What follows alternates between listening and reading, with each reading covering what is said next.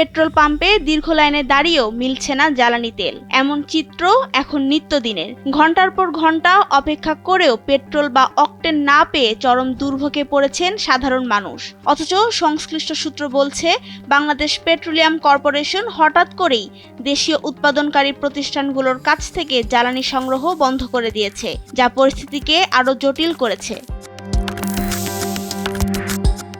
সরকারি তথ্য অনুযায়ী ডিপোগুলোতে অকটেন মজুদ প্রায় ধারণ ক্ষমতার সীমা ছাড়িয়ে গেছে। এ কারণে সরবরাহ নিয়ন্ত্রণে এমন সিদ্ধান্ত নেওয়া হয়েছে। তবে বাস্তব চিত্র ভিন্ন। পাম্পের সামনে 7 থেকে 10 ঘন্টা লাইনে দাঁড়িয়েও তেল না পাওয়ায় জনমনে ক্ষোভ বাড়ছে। জ্বালানি বিশেষজ্ঞরা বলছেন, এমন তথ্য সত্য হলে মানুষ আরও ক্ষুব্ধ হবে।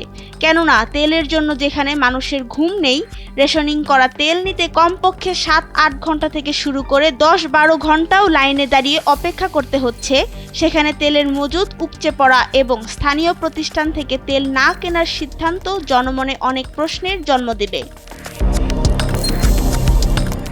দেশে মোট চাহিদার প্রায় 75% জ্বালানি সরবরাহ করে স্থানীয় প্রতিষ্ঠানগুলো। বেসরকারি 4টি এবং সরকারি 1টি সহ মোট 5টি প্রতিষ্ঠান এ চাহিদার যোগান দিয়ে থাকে। এর মধ্যে বড় অংশ যোগান দেয় সুপার পেট্রোকেমিক্যাল। কিন্তু বিপিসির সিদ্ধান্তে প্রতিষ্ঠানটি উৎপাদন ও সংরক্ষণ সংকটে পড়েছে। ট্যাঙ্কার ভরে গেলেও তেল গ্রহণ না করায় কার্যক্রম বন্ধ হওয়ার আশঙ্কা দেখা দিয়েছে।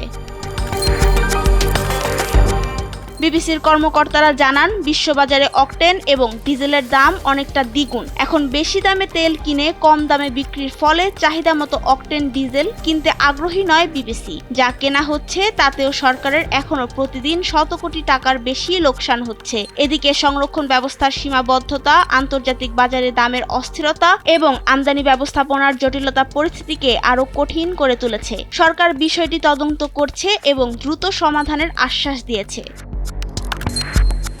নাবিলা রহিম, সময়ের আলো।